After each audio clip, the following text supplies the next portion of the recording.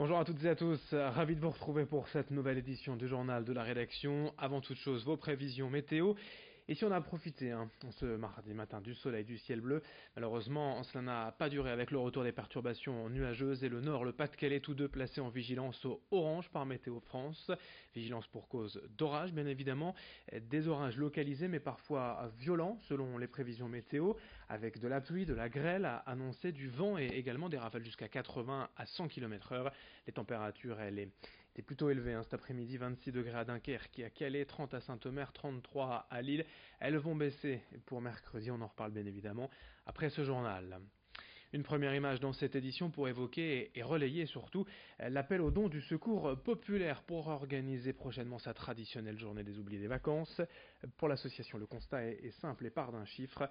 Chaque été dans la région, un nordiste sur trois ne veut pas partir en vacances et cela concerne aussi un enfant sur deux. Chaque année, le secours populaire dépense donc près de 200 000 euros pour emmener plus de 10 000 personnes dans un parc ou à la mer le temps d'une journée. Cette fois, ce sera à Disneyland Paris le 23 août. Et cette journée évidemment coûte cher à l'association. Les dons sont donc les bienvenus. Vous pouvez aider le secours populaire sur internet spf59.fr. On écoute Jean-Louis Calins, secrétaire départemental de l'association, au micro de Nicolas Lebrun.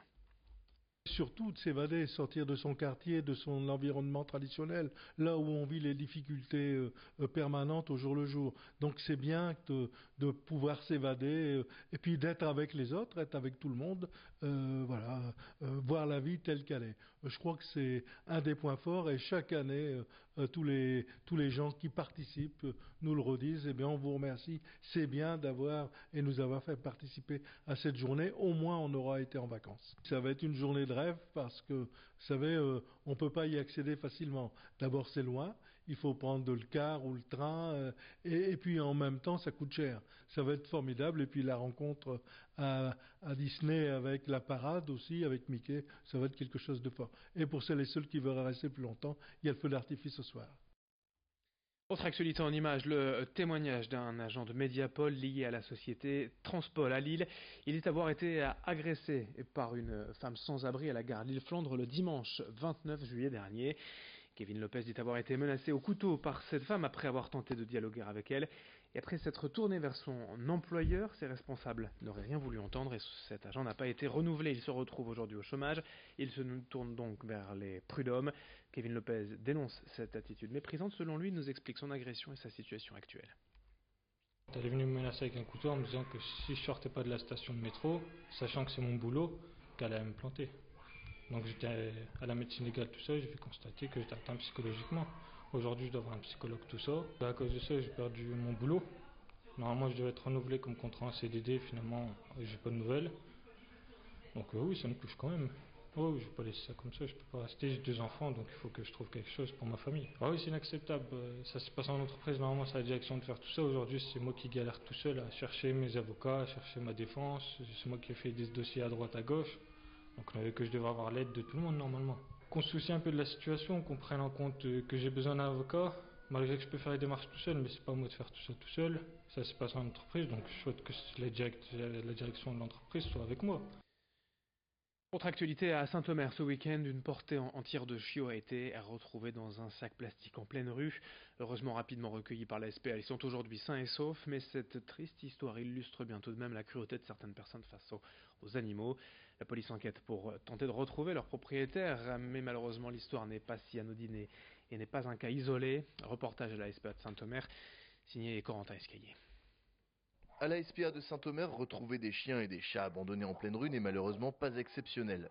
Avec l'été, les naissances de chiots et de chatons arrivent et les propriétaires d'animaux non stérilisés se laissent déborder par des portées indésirées. Et ce vrai ou pas, on retrouve souvent les nouveau-nés au refuge. Avant, les gens arrivaient facilement, ils mettaient une petite annonce sur le Bon Coin ou quoi que ce soit pour donner les animaux, ils arrivaient facilement. Maintenant, avec toutes les lois, il faut vraiment que les animaux soient identifiés. Ça devient plus compliqué pour eux de mettre des annonces. Donc la solution de facilité, c'est de s'en débarrasser comme ça sur la voie publique.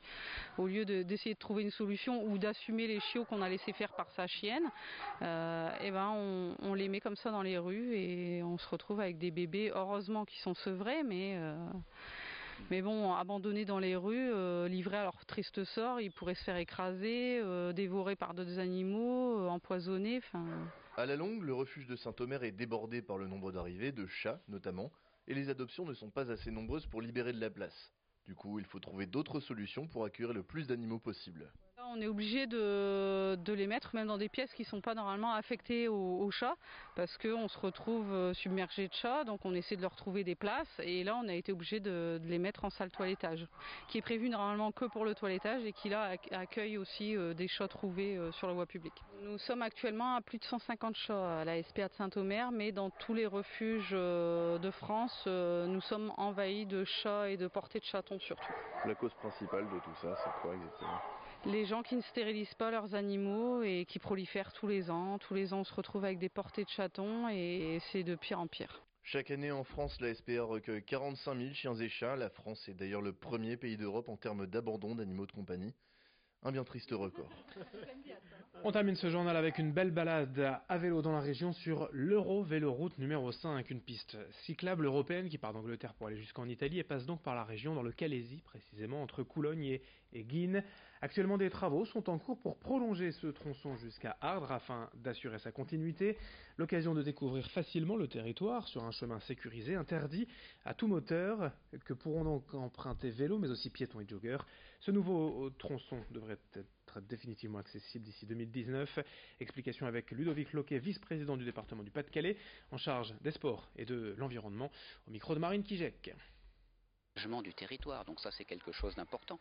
Aujourd'hui c'est 2,5 millions d'euros qui sont investis, donc c'est de l'argent public qui permet à l'ensemble des usagers et donc des contribuables par définition de pouvoir utiliser demain cet espace-là. Et puis quand ça sera terminé, vous avez compris aussi qu'avec les offices de tourisme, il y a des choses à imaginer, à réaliser en termes de circuits touristiques, de circuits courts, de circuits sur le bâtiment remarquable qui peut se passer sur l'ensemble de notre territoire. Voilà, il y a véritablement demain à la réalisation terminée, la capacité à pouvoir imaginer de bien belles choses et surtout de découverte de notre très beau territoire.